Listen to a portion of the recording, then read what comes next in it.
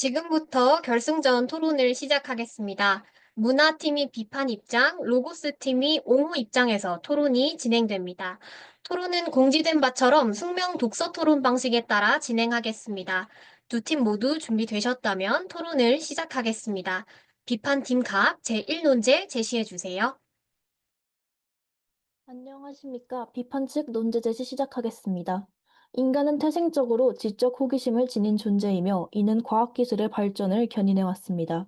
그러나 빠르게 발전하는 기술의 시대에 기술이 인간을 위협하는 도구가 되고 가고 있다는 우려가 제시되고 있습니다. 메리 셸리 또한 저서 프랑켄슈타인에서 파멸하는 박사와 그의 피조물의 모습을 그리며 신이 되고자 하는 인간의 욕망이 인간 본질을 위협한다는 메시지를 전하고 있습니다. 그러나 저희는 이러한 작가의 입장이 현 시대와는 맞지 않는 구시대적인 우려라는 점을 말씀드리며 과학기술은 인간의 본질을 재구성하며 더 나은 인간상을 만들어낸다라는 논제를 제시합니다. 인간과 기술이 함께 진화하는 것은 문명사적 필연성을 지닌 생존 전략입니다. 박사가 만들어낸 피조물은 인간 사회를 멀리서 관찰하고 언어와 감정을 익히며 점차 인간적인 존재로 변화해 갑니다. 이는 피조물이 인간의 문화를 학습하면서 자율적으로 진화한다는 점에서 기술이 인간과 고립된 객체가 아닌 함께 성장하는 파트너로 기능할 수 있음을 보여줍니다. 이는 곧 인간 도덕성의 진화적 성장을 촉진합니다. 감정과 윤리에 대해 깊이 있는 사고를 할 수 있는 존재로 성장하는 피조물의 모습은 단순한 기술적 산물이 아니라 도덕성과 지성의 잠재력을 지닌 생명체로서의 그 가치를 보여줍니다. 이러한 피조물의 성장 가능성은 창조 행위가 단지 위험이나 오만의 상징이 아니라 인간성의 새로운 지평을 열 수 있는 계기가 될 수 있음을 시사합니다. 즉, 기술이 오히려 인간과 닮은 존재를 낳고 이를 통해 인간 자신이 도덕성을 재정립할 수 있는 기회를 가지게 되는 것입니다. 인간이 만든 존재가 인간을 거울 삼아 변화하고 그 존재를 통해 인간 또한 자신을 되돌아보며 결국은 인간과 기술이 문명 속에서 공존하고 적응해 나가는 필연적인 진화의 과정을 이루어낼 수 있습니다. 비록 프랑켄슈타인에서 박사가 실현한 창조 욕망은 창조자와 피조물 모두에게 비극적인 결과를 초래하였지만 이는 그가 가진 신이 되고자 하는 욕망의 실현 때문이 아닌 박사 개인의 미성숙과 무책임에 기인한 문제였습니다. 저희는 이러한 욕망의 실현이 인간의 본질을 파괴하는 도구로 작동하는 것이 아닌 미성숙과 무책임에 대한 성찰을 할 수 있게 한다고 생각합니다. 저희는 위협당하는 본질에 수긍하지 않고 더 나아가 새로운 시대에 맞는 본질을 창조해내며 더 나은 인간으로 발전할 수 있는 인간의 무한한 가능성을 믿습니다. 작중에서 피조물은 지적 호기심을 바탕으로 학습을 통해 도덕적 성장을 이루어낸 존재입니다. 이는 호기심과 도전이 결국은 성장의 원동력이라는 것을 보여줍니다. 인간 또한 마찬가지입니다. 인간의 창조 욕망과 호기심, 그로 인한 발전은 단지 기술에만 국한된 것이 아니라 존재에 대한 발전도 포함된다는 점을 말씀드립니다. 이상입니다. 2분간 수기 시간을 가지겠습니다. 수기 시작해 주세요. 수기 시간이 종료되었습니다. 교차 조사를 시작하겠습니다. 옹호팀 을 교차 조사해 주세요. 네, 교차 조사하겠습니다. 우선 비판팀 발제 잘 들었습니다. 저희 몇 가지 질문 드리고 싶은데요. 먼저 과학기술은 더 나은 인간상을 만든다라고 말씀하셨는데 이게 정확히 어떤 의미인지 궁금합니다. 과거에 인간만이 가지고 있다고 생각했던 가치가 아니라 인간이 무엇인지에 대한 고민을 하고 새로운 창조물에 대한 것들이 무엇인지를 고민하면서 우리가 앞으로 어떻게 나아갈지에 대해서 생각하고 고려할 수 있는 그런 생각하는 인간상을 만들어낼 수 있다는 것입니다. 윤리적 발전을 이뤘다라는 말씀으로 이해하면 될까요? 네, 더 나은 윤리적 성장을 이룰 수 있다는 말씀입니다. 알겠습니다. 감사합니다. 그렇다면 그 윤리적 성장을 이룬다고 말씀을 하셨는데 그러면 생명체를 인간이 창조할 권리가 있다는 것으로 보시는 것 같은데 그 근거가 무엇인지 저희가 궁금합니다. 생명체를 인간이 창조할 수 있다라고 본다기보다는 이 부분은 창조라는 행위가 프랑켄슈타인에서라는 책에서 나온 예시였기 때문에 그러한 부분에 대해서 말씀을 드린 것이고요. 생명체의 창조, 단순히 다른 프랑켄슈타인에서 나왔던 괴물과 같은 창조의 모습보다는 새로운 기술이 발전되면서 포스트 휴먼적인 AI 인간과 같은 부분에 대한 고려라고 생각하시면 될 것 같습니다. 그러면 현실 세계와 이 책이 말하는 메시지가 다르다라는 말씀으로 이해하면 될까요? 다른 게 아니라 프랑켄슈타인에서는 괴물이라는 예시를 들어서 저희한테 공포 서사를 주었지만 이를 현실적인 문제하고 연관지었을 때는 완전히 다른 괴물과 같은 창조물이 아닌 발달된 인간, 진화된 인간에 대한 부분에서 생각할 수 있다는 점을 말씀드리는 것입니다. 음, 그럼 네, 우선 그러면 알겠습니다. 그리고 비판팀에서는 과학기술이 가져올 수 있는 파괴적 결과에 대해서 인정하셨습니다. 맞습니까? 네, 맞습니다. 그렇다면 이전까지 말씀하신 부분과 이 파괴적 결과에 대해서 그 사이의 과학기술 개발의 경계가 어디까지인지 명료하게 기준을 제시해 주실 수 있을까요? 그 기준은 저희가 명료하게 제시할 수 있는 부분이 아니라고 생각합니다. 하지만 그 기준을 생각하고 발전시키는 과정에서 인간성의 성장이 이루어질 수 있다고 말씀드립니다. 감사합니다.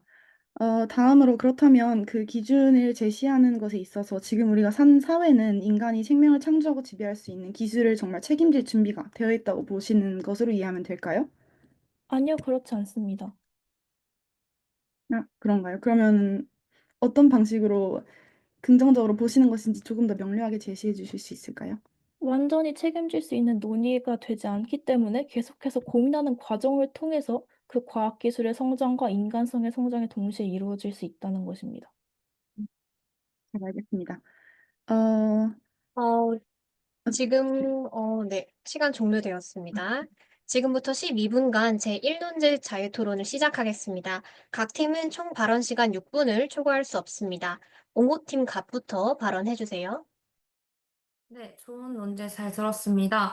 어, 잘 쓰면 괜찮다라는 주장을 말씀하신 것으로 보입니다.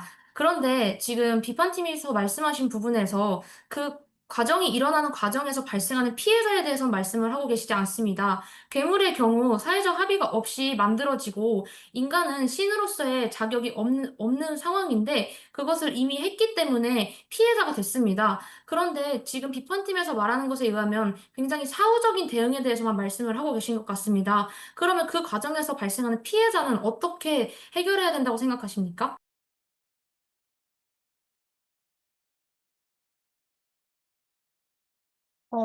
비판팀 을 먼저 발언해주세요. 먼저 잘 쓰면 괜찮다는 주장이 아님을 말씀드립니다.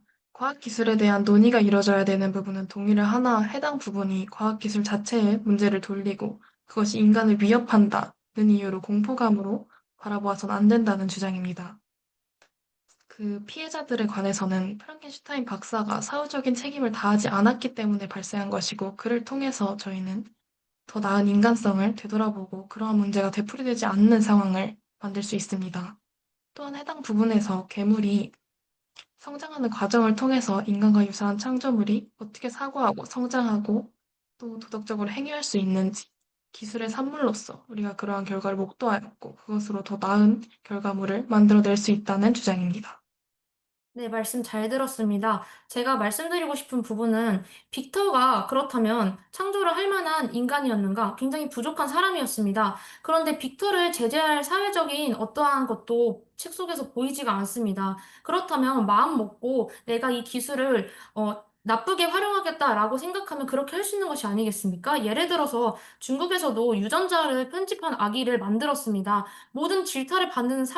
모든 질타를 받았지만 그 사람은 여전히 자기는 앞으로도 시도할 것이라고 말합니다. 그러한 식으로 이미 윤리적인 그 기반이 되어 있지 않고 사람 자체가 그것을 책임질 수가 없는데 그것을 그 사회적인 것으로만 보면 안 되지 않는가. 그 과학자 자체가 문제인데 그것은 인간이 그 신적인 욕망을 가지고 있고 그것을 제어할 수 있기 때문에 필연적인 결과가 아닌가 하는 것이 저희의 주장입니다. 네, 비판팀 갑 발언해주세요. 말씀 주신 대로 한 개인이 악의적인 의도를 가지고 기술을 발전시켰을 때 거기에서 발생하는 문제가 있을 수 있다는 점 인정합니다. 하지만 사회는 개인으로서 돌아가는 것이 아닙니다. 개인의 인성이나 개인의 의도가 어찌 되었든 그 과정에서 그걸 통제할 수 있는 주위의 사람들이 현실에는 존재합니다. 물론 작중에 있어서 빅터가 빅터가 피조물을 만드는 것에 대해서 제재가 없었던 점은 빅터가 그것을 누군가에게 알리지 않고 스스로 지적 호기심을 채우기 위해서 연구에 몰두했기 때문입니다. 이러한 부분은 메리 셸리가 저희에게 경고하는 부분이라는 점 인정하지만 현실에서 연구는 그렇게 개인이 혼자서 진행할 수 있는 것이 아닙니다. 그 부분에 대한 다 같이 고려할 수 있는 사회적인 논의가 진행되고 있고 그 과정에서 인간성의 성장이 이루어지고 존재에 대한 고민이 이루어지는 것입니다. 네, 이어서 제가 또 답변 드리도록 하겠습니다. 통제를 할 수 있다고 하셨는데 제가 아까 괴물에 대해서 언급을 했습니다. 사실상 괴물이 아니라 창조물이라고도 볼 수 있는데요. 그 창조물은 이미 만들어졌고 그것에 대해서는 사후적인 책임만 이야기하는 것이 아닙니까? 아까 제가 말했던 유전자 편집 아기에 관해서도 통제할 수 있다고 말씀하실 수도 있겠지만 이미 그 아이는 창조되었습니다. 그럼 그 아이의 권리는 어디에 있습니까? 창조를 했을 때 그 생명체에 대한 권리 존중이 보이지 않습니다. 단지 인간은 할 수 있으니까 해야 된다라고 말씀하시는 것이 아닌지 그 권리를 줄 자격이 인간이 과연 있는가? 그리고 그것을 책임질 능력이 있는가? 그 능력조차 없지 않은가라고 생각합니다. 네, 비판팀 갑 발언해주세요. 저희는 논제를 제시할 때 이러한 도덕성과 지성의 잠재력을 지닌 생명체로서의 그 성장 가능성이 인간성의 새로운 지평을 열 수 있는 계기가 되고 그 이유가 그 생명체를 보면서 인간 또한 그 생명체를 어떻게 대해야 되는지를 고려하면서 고민할 수 있기 때문이라고 말씀드렸습니다. 물론 작중에서 빅터가 피조물에 대해서 그러한 고려를 하지 않은 점은 분명한 잘못입니다. 하지만 실제로 현실을 살아가는 사람들은 그렇지 않으며 유전자가 조작된 아기에 관해서도 현실 사례를 들어주셨는데 만약에 사람들이 도덕적으로 고려하지 않고 단순히 기술적 발전만을 지향하는 사람들이라면 당연히 그 아이에 대한 비판도 존재하지 않았을 것입니다. 하지만 그 과정에서 인간이란 존재는 어떻게 돼야 되는지, 그 아이에 대한 고려는 어떻게 해야 되는지를 고민하였기에 그 과학자에 대한 지탄이 사회에서 이루어진 것입니다. 저희는 이러한 과정들이 모두 인간이 무엇인지를 고민하고 더 나은 인간상을 향해 나아가는 모습이라고 생각합니다. 네, 옹호팀 을 발언해주세요. 네, 그 말씀하신 부분과 같이 개인이 혼자 존재하는 것이 아니고 사회가 그 제약을 할 수 있다, 통제를 할 수 있다 이렇게 말씀하셨는데 그 통제가 얼마나 제한적인지에 대해서 저희는 말씀드리고 싶은 것입니다. 예를 들어서 여러 이해관계가 연구 과정에서 경쟁하는 경우에는 이런 경쟁의 폭주가 유발될 수 있습니다. 예를 들어서 현재 AI에 대해서 여러 저작권 문제라든가 생명권 같은 문제들이 반복되고 있지만 그럼에도 불구하고 각국 정부와 기업이 각 자시 주체의 이익을 위해서 경쟁하고 그 경쟁이 과열됐기 때문에 이 멈출 수 없는 통제로 이어지고 있는 것입니다. 또한 구체적인 예시를 들어드리자면 맨해튼 프로젝트는 지금까지도 강대국의 핵무기 소유는 암묵적으로 인정하고 있는 그런 그런 협약이 되었습니다. 즉, 인간의 제도적 제약과 또 윤리적인 제약이 얼마나 한계가 있는지 저희는 다시 말씀드리고 싶습니다. 또한 지금 사후적 대처에 대해서만 말씀하고 계신데 스티븐 호킹은 완전한 인공지능의 개발이 인류의 멸망을 가져올 수 있다고 경고합니다. 그리고 매완호 박사의 논문을 보면 유전공학 기술은 이전보다 적어도 10배 이상 빨라지고 더 강력해지고 있다고 말합니다. 즉 생명과학의 결과는 예측이 불가능하다는 것인데요. 이미 재앙이 도래한 후에는 어떻게 해결할 수 있을 것인지, 해결할 수 있을지 없을 것인데, 너무 낙관적으로 보고 계신 게 아닌지 여쭤보고 싶습니다. 네, 비판팀 을 답변해주세요. 네, 말씀해주신 부분 잘 들었습니다. 현대의 많은 사례를 들어주셨는데 해당 부분은 과학기술 자체의 문제가 아닌 과학기술이 사회에 적용되는 것의 문제라고 생각합니다. 현 사회 구조 안에서는 그것이 과학기술이든 또는 특정 어떤 권력이든 그것이 배포되고 이용되는 과정에서 경쟁이라는 것이 수반되는 자본주의 사회입니다. 그렇기 때문에 과학기술의 문제를 돌리는 것이 아닌 그러한 사회 구조에 문제가 있다고 생각합니다. 현 사회 구조에서는 말씀해주신 대로 경쟁적인 사회 구조이고 이익이 되는 방향으로 흘러가게 되어 있습니다. 또한 국가 간의 경쟁으로 정보 공유 또한 함께 이루어지지 않고 있습니다. 하지만 그러한 모든 것을 과학기술의 그 자체 문제로 돌려버린다면 저희는 그 어떤 개발도, 그 어떤 발전도 할 수 없다는 논리로 전향됩니다. 따라서 저희가 주장하는 바는 낙관적인 과학기술의 미래가 아닌 과학기술의 발전을 인정하며 그 과정에서 인간이 더 나은 인간상으로 발전할 수 있고 과학기술 자체의 문제가 아닌 그것을 받아들이는 인간의 태도, 그리고 그 과정에서 성찰하게 되는 과정이 과학기술의 발전 이후에 더욱더 강렬하고 빠르게 이루어질 수 있다고 주장합니다.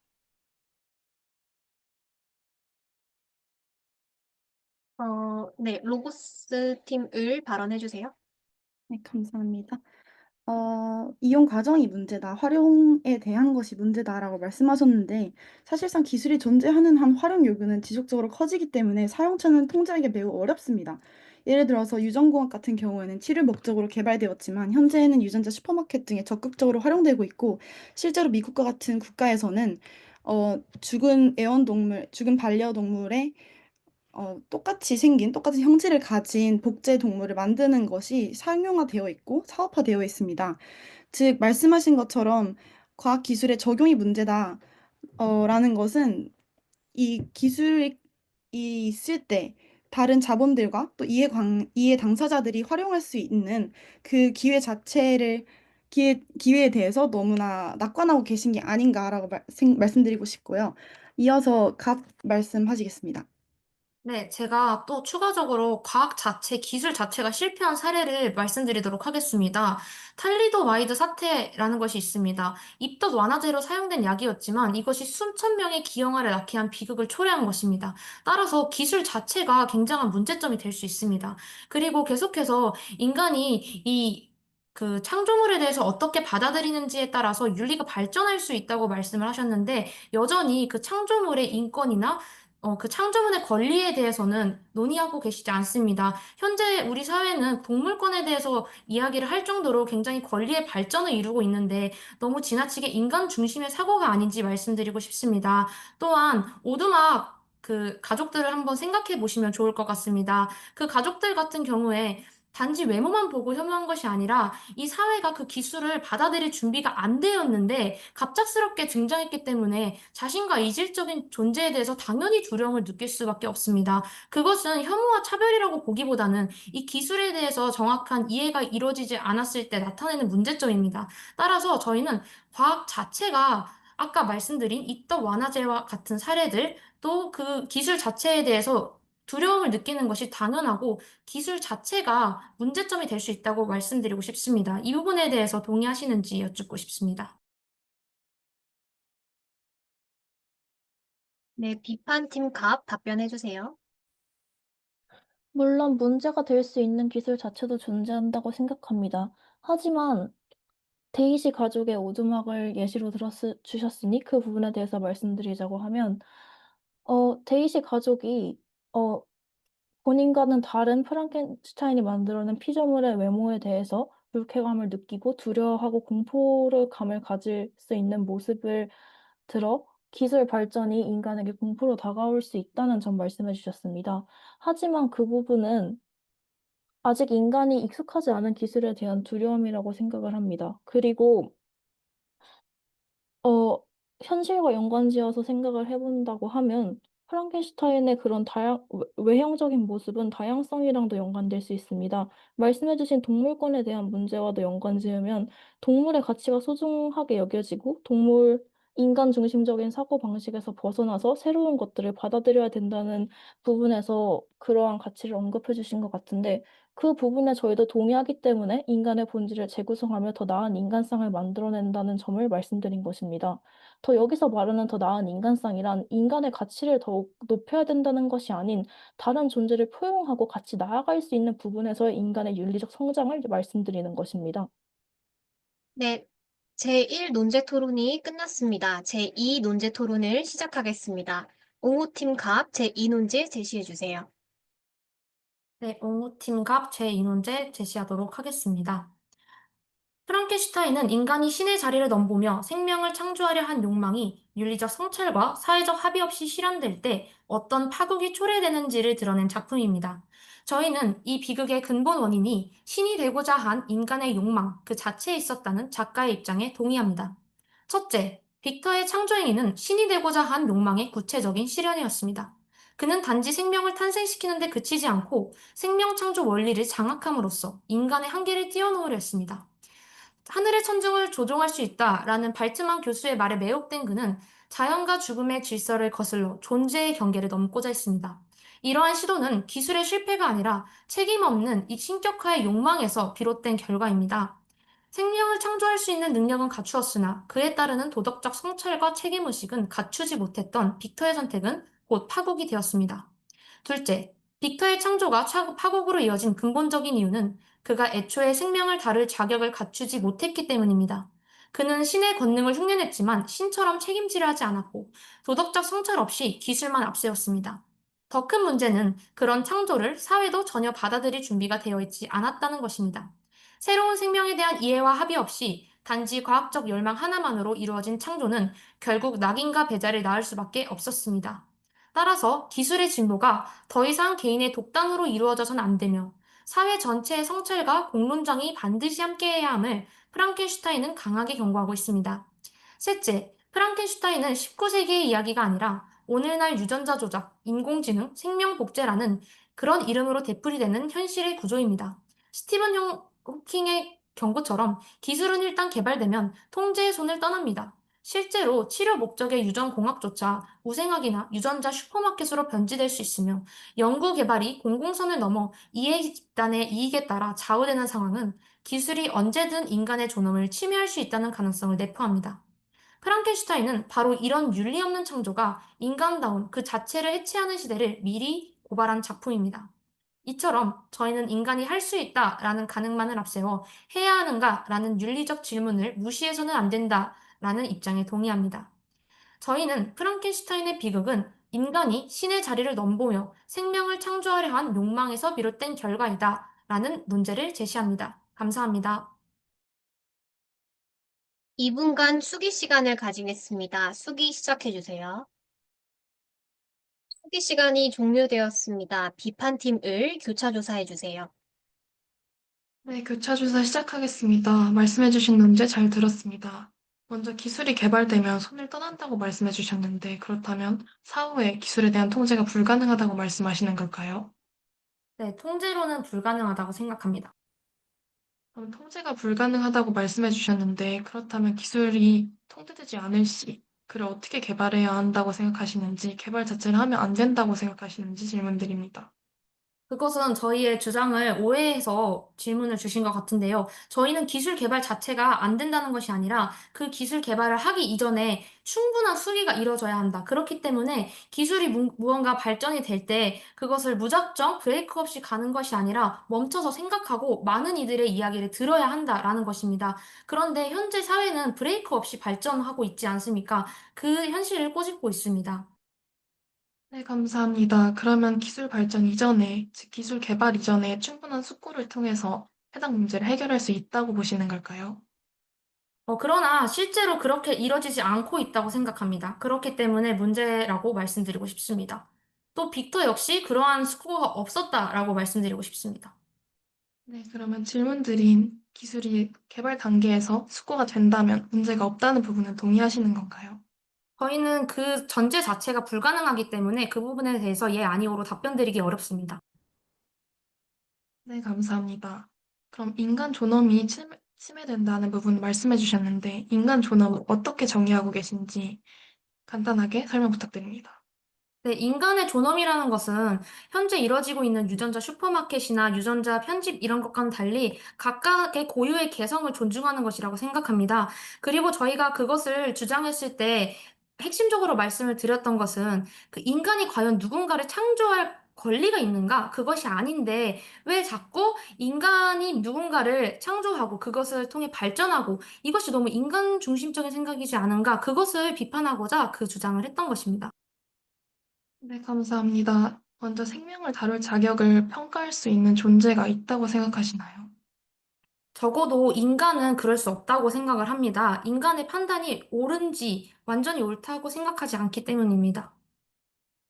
네, 감사합니다. 창조 욕망이 문제가 된다고 하셨는데, 그러면 창조 욕망을 가진 인간의 생명을 창조하는 행위가 잘못됐다고 말씀하시는 걸까요? 인간의 창조 욕망은 될 수밖에 없다라고 생각이 듭니다. 예를 들어서 빅터도 소설 속에서 그 개발 과정에서 스스로에 대한 혐오감과 문제의식을 느낍니다. 하지만 그 열망이 너무나도 강력해서 그걸 멈추지 못하는 태도를 보입니다. 그렇기 때문에 그 욕망 자체가 있기 때문에 우리 사회가 그런 방향으로 갈 수밖에 없고 그 자체가 문제이다라고 말씀드립니다. 지금부터 12분간은 제2논제 자유토론을 시작하겠습니다. 각 팀은 총 발언 시간 6분을 초과할 수 없습니다. 비판팀 갑부터 발언해주세요. 네. 질의응답 내용 잘 들었습니다. 기술이 개발되면 인간의 손을 떠나고 그렇기 때문에 사회 기술 통제가 불가능하다고 말씀해 주셨습니다. 그러면 그렇기 때문에 기술 개발 전에 충분한 수기가 이루어져야 된다고 말씀하셨습니다. 하지만 충분한 수기가 이루어졌다고 하더라도 그 수기 후에 기술이 어떻게 나아가는지는 인간이 판단할 수 있고 다룰 수 있는 부분이 아닙니다. 그렇기 때문에 인간은 오히려 더 자신이 어떻게 나아가야 되는지를 그 방향성을 고민하고 성장해야 된다고 생각하는데 이 부분에 대해서 의견 듣고 싶습니다. 네, 옹호팀을 답변해주세요. 네, 저희도 수기를 해야 한다는 입장에는 전적으로 동의합니다. 저희가 지금까지 주장하고 있는 것도 그러한 것이고요. 즉, 저희가 말씀드리고 싶은 것은 수기를 해야 하는 것은 그 충분한 시간이 필요하기 때문에 또한 사회적 합의를 거치기 위해서는 그 시민사회를 구성하고 있는 구성원들의 동의가 필요한데 이러한 과정엔 충분한 시간이 필요하므로 기술 개발을 잠시 멈추고 그런 수기를 하자라는 입장을 말씀드리는 것입니다. 그리고 아까 교차 질문 때 인간성에 대해서 말씀하셨는데, 저희도 인간성이 변화할 수 있다는 것은 어느 정도 동의합니다. 하지만 그러한 변화조차 생명의 존엄 위에서 이루어져야 합니다. 인간의 정의를 바꿀 수 있다는 말은, 즉, 어떤 생명이 실험 대상이 되어도 된다는 위험한 논리를 정당화할 수 있습니다. 프랑켄슈타인은 그런 기준 없는 변화가 생명을 파괴하는 모습을 보여준 거고요. 즉 저희가 말씀드리고 싶은 것은 인간다움은 확장할 수 있어도 생명을 수단으로 삼는 순간 그건 진보가 아니라 윤리적 해체라는 점 말씀드리고 싶습니다. 그리고 이전에 말씀하셨다시피 괴물의 비극을 인간성을 성장시킨 계기로 해석하시는데 그것도 마찬가지로 하나의 생명을 실험대에 올려놓고 포용을 배운 셈입니다. 즉 그건 우리가 성장한 것이 아니라 그 존재를 수단으로 여기고 목적이 아니라 수단으로 여기고 존엄이 아니라 착취를 하였기 때문에 그런 포용의 윤리 자체를 파괴한 것이고 인간성을 성장시켰다라고 하기는 매우 어렵다고 볼 수 있겠습니다.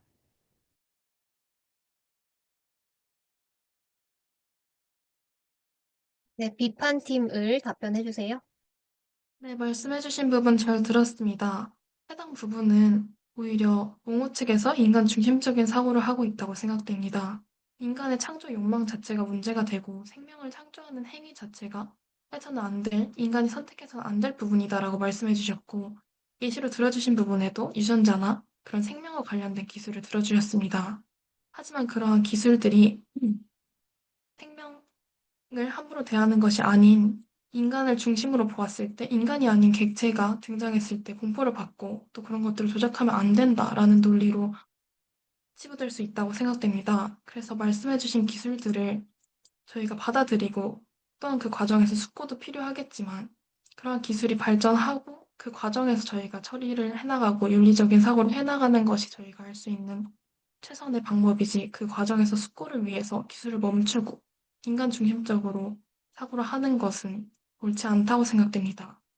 인간 중심적인 사고에 대한 이해가 양 팀에서 그 차이가 있는 것 같습니다. 저희가 말씀드리는 것은 그 생명체가 어쨌든 감정을 가지고 그 존재 자체로 고유의 권리를 인정받아야 하는데 과연 인간이 어떤 새로운 타자를 만들고 그 이들에 대한 마치 사회 실험을 하는 것처럼 처음엔 혐오가 있었지만 우리는 이렇게 차별을 극복해냈습니다. 그러면서 우리는 인간성이 성장했습니다. 라고 말하는 것은 그 생명체에 대한 존중이 완전히 결여된 것이 아닌가라는 입장에서 말씀을 드린 것입니다.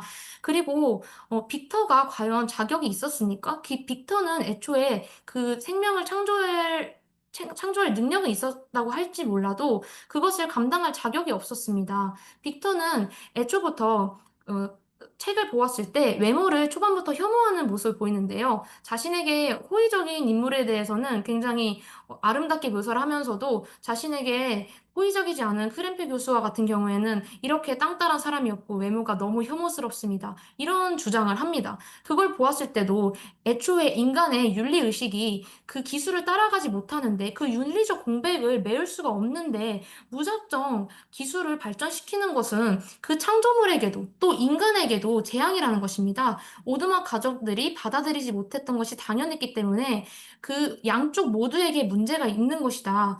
라는 말씀을 드리고 싶고요. 또, 인공지능에 대한 개발 같은 경우도 마찬가지인데요. 이어서 을님께서 발언해 주시도록 하겠습니다. 네, 저 추가 발언하도록 하겠습니다. 말씀하신 것처럼 저희가 인간 중심적 사고라고 말씀하셨는데, 그럼 비판 측에서는 과연 빅터가 괴물을 만든 이유가 괴물을 위한 것이라고 생각하십니까? 저희야말로 오히려 괴물의 입장에서 또 새로 탄생할 그런 포스트 휴먼의 입장에서 이걸 보는 것입니다. 인간이 복제인간이나 또는 인공지능 같이 인간을 흉내내고 대체할 수 있는 것을 만드는 이유는 그들에게 노동을 시키고 그들을 사용하기 위해서이지 절대 생명 존중이나 그 생명체가 존재해야 하기 때문에 그 존재할 권리를 위해서라던가 그런 식으로 윤리적인 이유로 창조를 하는 것이 애초에 아닙니다. 이 점을 유념해 주셨으면 좋겠습니다. 네, 비판팀 갑 답변해 주세요. 먼저 현재 논의되고 있는 포스트 휴먼적인 부분은 단순히 새로운 인간을 만드는 것이 아니라 기존의 인간의 신체적 한계를 강화하고 또는 장애나 과연 유전자적 문제를 가진 사람들의 신체를 더욱더 나은 방향으로 치료할 수 있는 방향으로 논의되는 부분도 존재합니다. 그리고 생명체에 있어서 그 빅터가 만들어낸 피조물에 대한 고려를 진행하지 않으셨다고 말씀하셨는데 그 부분은 분명히 책에서는 그렇게 묘사된 부분이지만 현실의 인간은 이와 다르다는 점을 말씀드립니다. 인간은 자기의 개념을 확장시키면서 성장하는 존재입니다. 비록 데이시의 가족들이 처음에는 프랑켄슈타인을 만들어낸 피조물을 거부하는 모습을 보였지만 현실의 인간은 자신과 다른 존재도 자기의 개념을 확장시키면서 스스로에 대한 포용성을 높일 수 있는 존재로 성장할 수 있는 존재들이라고 생각합니다. 책 속에서 나오는 내용은 저희에게 그러한 부분을 경고하기 위해서 어떠한 문학적이고 소설적인 장치가 적용된 부분이지 그걸 현실과 동일하게 연결지을 수는 없다고 생각합니다.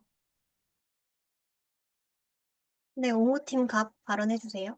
네, 발언 잘 들었습니다. 그런데 옹호 측에서는 지나치게 낙관적으로 보고 계시다는 생각이 듭니다. 그렇게 따지면 히틀러와 같은 인물이 등장한 것은 불가능한 것인데 이미 이 사회 속에서 인종차별과 그러한 종족 간의 차별로 인해 아직까지도 굉장히 많은 사회 계급이 존재하지 않습니까? 인도에서도 그렇고, 뭐, 이스라엘과 팔레스타인의 경우에도 그렇고요.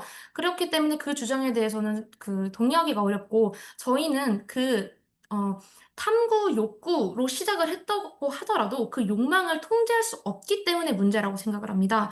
왜냐하면 탐구와 창조의 구분은 현실에서 점점 흐려집니다. 유전자 편집, 인공지능, 인공생명체의 설계 등은 단순히 삶의 추구가 아니라 존재 자체를 재구성하려는 시도로 넘어가고 있습니다. 이것은 탐구를 넘어서 창조자로서의 행위가 되고요. 또한 실제로 아까 말씀드린 유전자 편집 아기가 등장하지 않았습니까? 긍정적인 의미로 그 기술을 발전시켰다고 하더라도 그런 식으로 잘못된 욕망에 충동된 자들이 잘못된 선택을 충분히 할 수 있지 않나 이런 것이 저의 의견입니다. 따라서 이 욕망에 대해서 충분히 경계하는 것이 바람직하다라는 의견에 대해서 말씀 부탁드립니다. 네, 비판팀 을 발언해 주세요. 저희는 현재의 인간이 사고하는 능력이 완전하다거나 낙관적이라거나 하는 의견으로 바라보는 것이 아닙니다. 말씀해주신 바와 같이 창조 욕망 그 자체를 부정하게 되면 인간이 성장하게 되는 원동력인 그 욕망과 사고하는 방식, 직접암에 대한 모든 욕망을 부정하게 됩니다. 또한 기술의 발전 과정에서 충분한 숙고가 이뤄진 이후에 배포된다면 문제가 없다는 말씀을 해주셨는데 저희는 그 부분에 동의하지 않는 부분을 말씀드리는 것입니다. 또한 기술이 창조되는 과정에서 충분한 숙고를 거쳤다고 하더라도 그것이 실제 현실 세상에 나왔을 때 그것에 대한 통제는 또 다른 문제이기에 저희가 계속 사후적인 윤리적 대처를 언급드리고 있는 부분이고요. 그 과정에서 인간들이 윤리적인 대처를 하고 해당 기술에 대한 보완을 하며 더 빠른 발전을 해낼 수 있고 더 나은 문제 해결을 해낼 수 있습니다. 예를 들어 코로나 상황이 비대면 기술을 앞당긴 것처럼 기술의 등장으로 인간은 그에 맞추어 더 나은 인간성을 개발하고 또 더 나은 방향으로 나아갑니다. 물론 그 과정에서 발생하는 다양한 문제점들이 있고 그를 충분히 인지하고 있지만 인간은 그것을 보완할 능력 또한 갖고 있습니다. 네, 옹호팀 을 발언해 주세요. 네, 저희는 사후 윤리가 중요하지 않다고 말씀드리는 것이 아닙니다. 저희는 당연히 사후적인 것도 것이 더 중요하다고 생각합니다. 왜냐하면 기술에 대해서 말씀드렸다시피 그렇게 충분히 수기를 했음에도 불구하고 문제가 있기 때문입니다. 그럼에도 저희가 말씀드리고 싶은 것은 특별히 과학기술 현대 사회에 있는 이 생명공학, 저희가 말하고 있는 이 과학기술은 말씀드렸다시피 이전보다 정말 빠르게 발전하고 있고 인간의 통제의 손에서 벗어나고 있는 건데 그렇기 때문에 저희가 사전에 그 윤리적인 고찰을 하고 잠시 멈춰서 그 생각을 한 뒤에 발전을 하자라는 말씀을 드리고 있는 거고요. 사실상 비판 측에서는 그렇게 수기를 했는데도 문제가 있다라고 말씀하셨는데 그래서 저희가 멈추자라고 말씀드리는 건데 이에 대해서 동의하고 계신 것 같아서 조금 모호한 부분에 대해 설명해 주시면 정말 감사할 것 같습니다. 잠시만요. 지금 옹호팀 발언 시간을 모두 사용하셨고요. 지금부터는 비판팀에게만 발언 시간 주어지도록 하겠습니다. 비판팀 을 발언해 주세요. 네, 말씀해주신 부분 답변 드리겠습니다. 멈춰서 사과하고 숙고하는 것이 필요하다고 하였는데, 저희가 주장하는 바는 멈춰서 사과하고 숙고한다고 하더라도, 현재 인간이 예측할 수 있는 것은 그러한 기술의 파급력이 아니라고 생각합니다. 그렇기 때문에 충분한 숙고를 거쳤더라도 문제가 발생할 수 있고, 그러한 숙고가 과연 의미가 있는 것인가에 대한 질문을 던집니다. 물론 숙고하는 태도는 굉장히 필요하고, 숙고를 통해서 기술을 발전시키는 것은 당연한 순리입니다. 하지만 그렇기 때문에 모든 것을 멈추어야 한다라는 주장은 현실과 맞지 않고 기술의 부정적인 측면만을 강조한 태도라고 생각합니다. 네, 비판팀 갑 발언해 주세요. 또한 아까 기술은 통제할 수 없는 것이고 거기에 관련된 예시로 히틀러나 지금 일어나고 있는 전쟁 등에 대한 예시를 말씀해 주셨습니다. 당연히 그 부분은 통제할 수 없는 부분이고 그렇기 때문에 저희가 더 나은 사회적 성장을 도모해야 된다는 것을 계속 말씀드린 것입니다. 그리고 그 부분에 대한 비판이 당연히 사회에서 이루어지고 있기 때문에 인간은 그런 부분을 서로 던지면서 성장할 수 있는 존재라는 점 말씀드립니다. 네, 이렇게 제2 논제 토론이 끝났습니다. 이어서 있을 심화 논제 토론을 위해 심사위원께서 심화 논제를 제시해 주시겠습니다.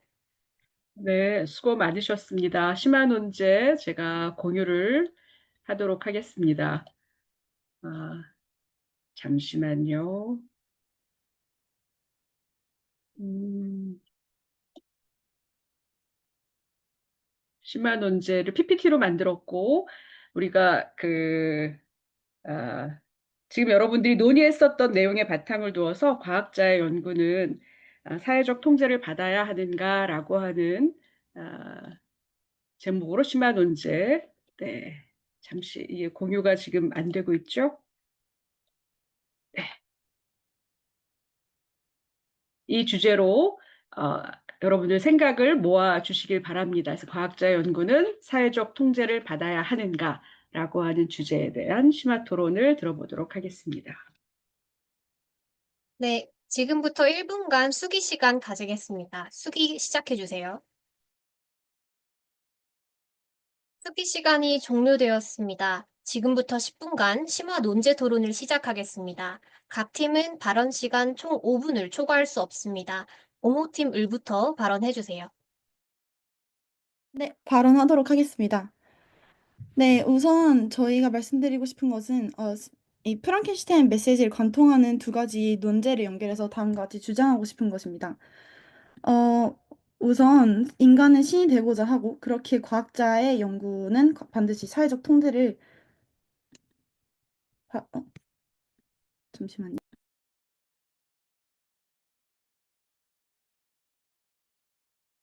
아, 죄송합니다. 다른 자료를 다시 하겠습니다. 우선 인간이 신이 되려 한다라는 것은 단순한 비유가 아닙니다. 과학은 생명을 만들고 시간을 조절하고 죽음을 지연시킵니다. 신의 영역이라고 여겨졌던 것들에 인간이 손을 대기 시작한 것, 그게 바로 오늘날의 과학이다라고 볼 수 있습니다. 분명 과학은 인류를 발전시켰습니다. 하지만 그 과학이 윤리 없이 남용될 때 인류는 자신이 만든 기술로부터 위협받는 존재가 됩니다. 핵무기는 과학의 산물입니다. 하지만 그것은 인간의 생명을 지키지 않았고 오히려 수십만 명의 삶을 파괴했습니다. 유전자 편집 기술이라는 기술 또한 질병 치료라는 희망을 주었지만 중국의 디자이너 베이비 사건은 사회 합의 없이 인간의 생명을 조작한 위험한 선례가 되었습니다. 이처럼 기술을 어떻게 사용하는가는 인간의 선택입니다. 그리고 그 선택이 무제한의 자유로 방치될 때 과학은 생명을 살리는 도구가 아니라 통제할 수 없는 힘이 됩니다. 그래서 저희는 과학자의 연구가 사회의 통제를 받아야 한다고 봅니다. 투명한 절차 속에서 저희가 지속적으로 말씀드렸다시피 아주 돈독한 사회적 합의를 기반으로 인류 공동체의 가치를 지키는 방향으로만 사용되어야 합니다. 인간이 신의 권한을 얻는 시대입니다. 저희가 진짜 해야 할 질문은 무엇이 가능한가가 아니라 무엇이 옳은가입니다. 과학은 멈추기 어렵지만 그럼에도 불구하고 그것을 멈추고 통제하는 방법이 바로 윤리적 성찰과 사회적 감시라는 것을 말씀드리고 싶습니다. 감사합니다.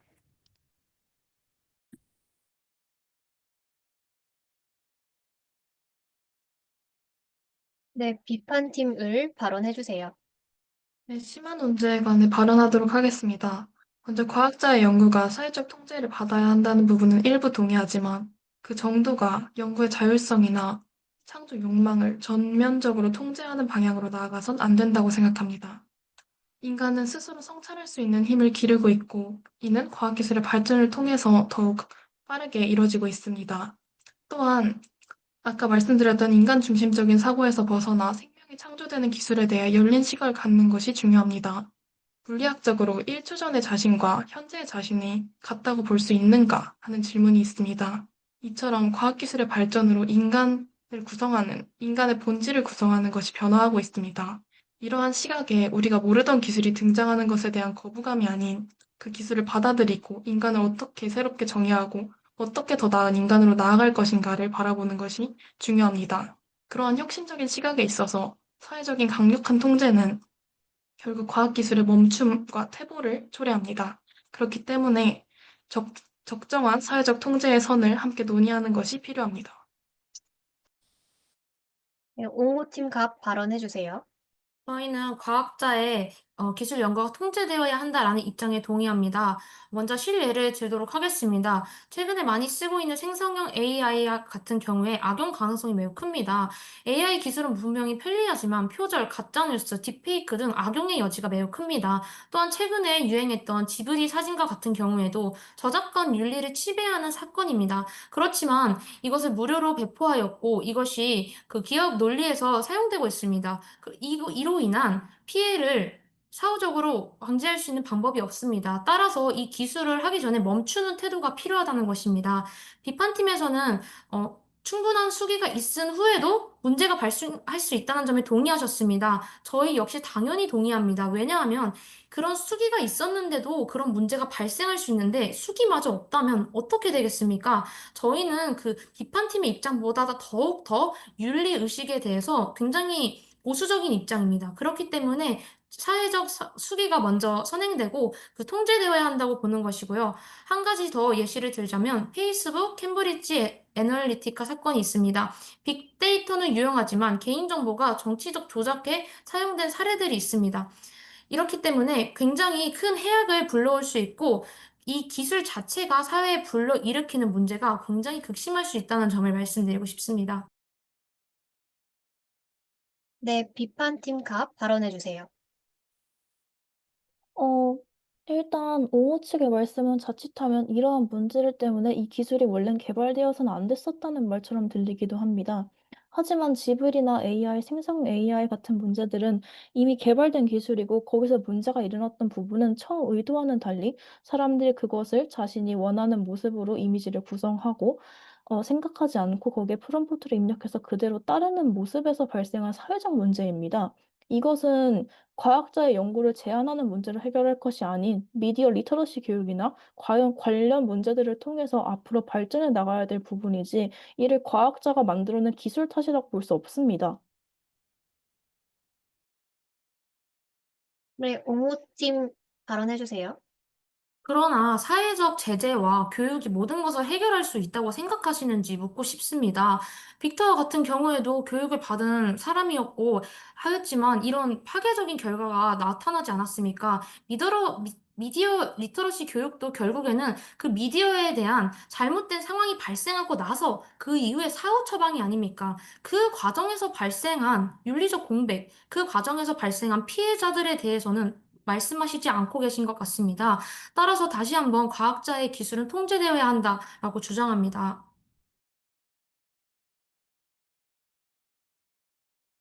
네, 비판팀 을 발언해주세요. 네, 말씀해주신 과학기술로 인해 문제가 발생하는 부분 인정합니다. 하지만 창조 과정에서 과학자의 창조 욕망 자체를 문제로 삼아 과학기술의 개발 단계에서 사회적인 통제가 들어갈 시 현재와 같은 창조가 이뤄질 수 없으며 개발의 속도 또한 느려지게 됩니다. 느려지는 수준이 아니라 멈추게 되는 수준이 올 수 있습니다.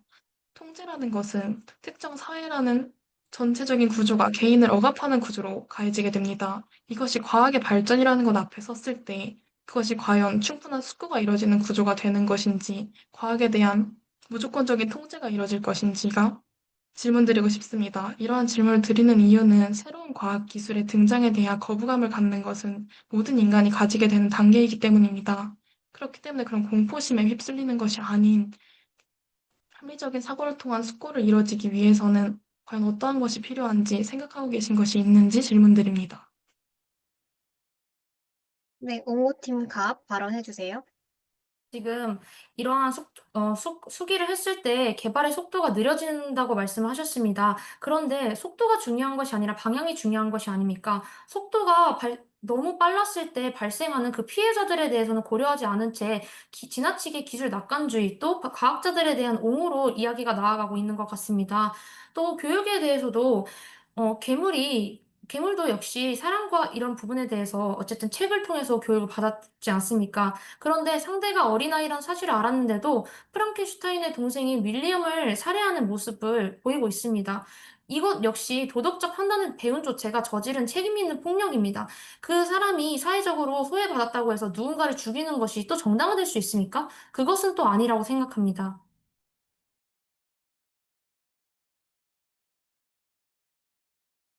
네, 비판팀 갑 발언해주세요.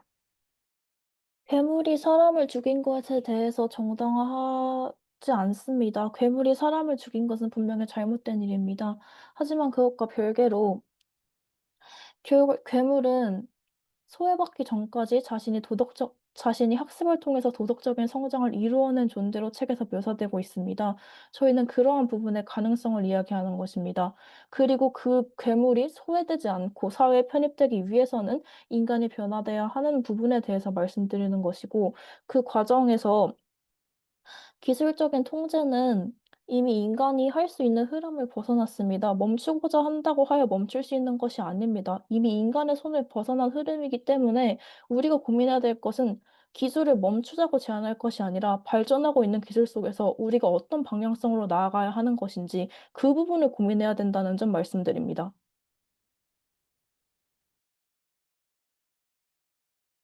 네, 옹호팀 갑 발언해주세요. 우선 괴물에 대해서 긍정적으로 말씀을 하셨는데 그 부분에 대해서는 괴물의 1인칭 시점으로 말했기 때문에 자기 합리화의 측면이 있을 수 있다고 생각을 하고 계속해서 사회 발전에 대해서 말씀을 해주셨는데 저희는 오히려 인간이 다 변화될 수 있나? 우리 사회에 혐오와 차별이 없나? 이것에 대해서 더 부정적으로 봅니다. 계속해서 기술은 멈출 수 없다고만 반복을 하셨는데 저희는 오히려 이 현대 사회에 혐오와 차별이 완전히 없는 것은 어렵고 그것이 지향해야 할 점은 맞지만 그것이 어렵기 때문에 오히려 그 주장이 비합리적인 것이 아닌가. 기술은 사람이 멈추려면 멈출 수 있는 부분이 아닙니까? 그래서 아예 개발하지 말아야 한다는 것이 아니라 끝없이 저희가 주장하는 수기의 그 멈춤이 필요하다라는 것입니다. 그 과정에서 조금 기술의 개발이 늦춰질 수도 있겠습니다. 그렇다고 해서 그 기술의 개발로 인해서 발생하는 어마어마한 피해보다 그것이 훨씬 더 윤리적이다. 그것이 저희의 주장입니다. 네, 이렇게 심화 논제 토론이 모두 끝났습니다. 지금부터 1분간 수기 시간을 가지겠습니다. 수기 시작해주세요. 시간이 종료되었습니다. 비판팀 을 최종 발언해주세요. 최종 발언하도록 하겠습니다. 저희는 프랑켄슈타인 도서에서 확인할 수 있듯 괴물의 도덕적인 성장을 해낸 것을 통해 과학기술은 인간의 본질을 재구성하며 더 나은 인간상을 만들어낸다고 주장합니다. 과학기술이 많은 문제점을 일으키고 프랑켄슈타인의 도서 같은 파멸을 일으킨 것은 과학기술을 활용하는 사회의 문제라고 생각합니다. 또한 그러한 사회 구조의 문제를 과학자의 창조, 욕망, 즉 개인에게 돌리는 것은 구조적인 폭력이라고 생각하며 그러한 것은 오히려 발전을 저해하고 인류 전체에 좋지 않은 영향력을 끼친다고 생각합니다. 그렇기 때문에 과학기술을 통해서 인간의 본질을 재구성하고 인간이란 무엇인가에 대해 다시 한번 생각하며 기술을 단순히 거부하고 공포의 대상으로 바라보는 것이 아닌 더 나은 인간을 만들기 위한 숙고의 단계로 바라보는 것이 중요하다고 생각합니다. 이상입니다. 다음 옹호팀 을 최종 발언해주세요.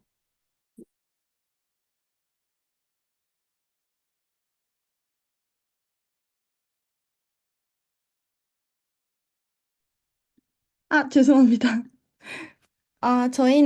저희 용어팀은 인간이 신이 되고자 하고 그렇기 때문에 과학자의 연구는 반드시 사회적 통제를 받아야 한다는 입장을 옹호합니다.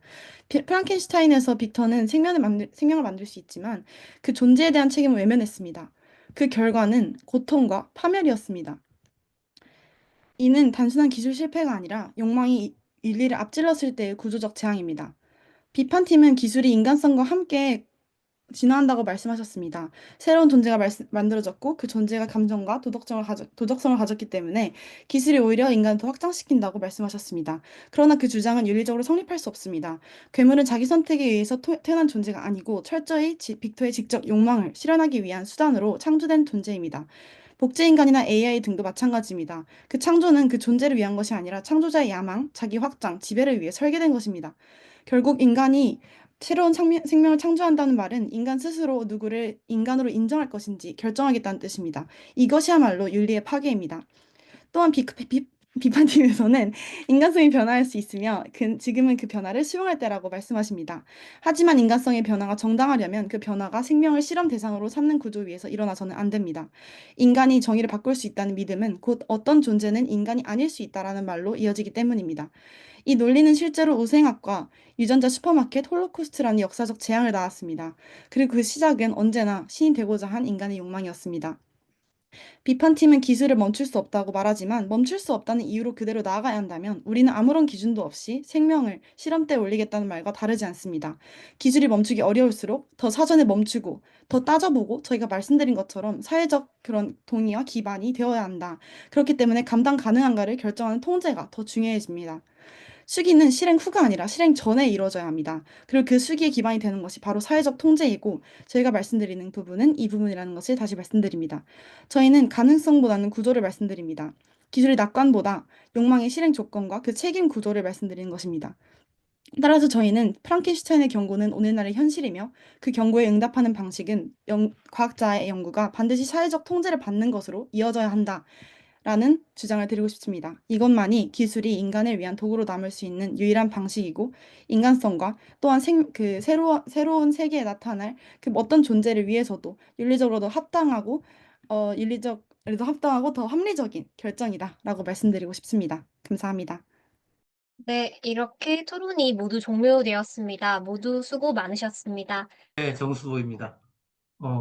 두 팀 다 참 훌륭하게 문제 제기하고 답변하고 토론하는 과정이 참 뛰어났습니다. 두 분 결승까지 올라오면서 많이 훈련이 됐지만은 노력한 결과라고도 생각합니다. 심사위원 네 분이 저는 심사위원장으로 마지막에 발언할 기회를 가졌는데 네 분이 점점 두 분이 이렇게 의견이 갈렸습니다. 옹호팀이 잘했다, 비판팀이 잘했다. 다 일리가 있는 말씀이셨습니다. 그런데 보통 일반적으로 생각하기에 우리 지식인 사회나 학교 사회 또 인문과학하는 그 학자들 사이에는